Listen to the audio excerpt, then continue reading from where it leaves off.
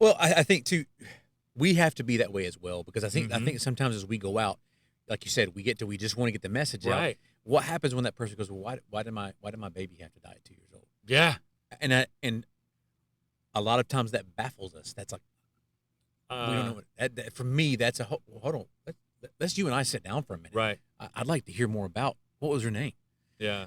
because that's kind of where Jesus did here. Is like, well, I want to talk about your husband and talk about you. Let's talk about Mm-hmm. your personal life. But stop trying to convince them of anything at that point and say, wait a minute. Right. Jesus would have stopped and said, let's have compassion toward what's happening in your life in this Right. moment. Weep with those who are weeping. Right. Weep with but at the same time, he's gonna come back. He's gonna come back with it. He's gonna come back to it. Yeah. We're not abandoning it. Right. But I think in those moments we have to be willing to take a step back and say, I'm not trying to convince you of anything anymore. Right. I really want to hear your story because just like Jesus cares, I care.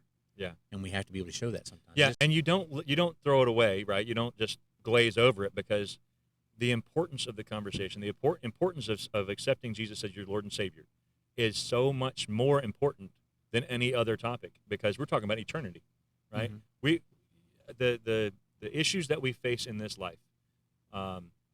There's what's the one guy I was trying to think of his name, but it's off the tip of my tongue. He does this thing with the rope. He's got a really long rope.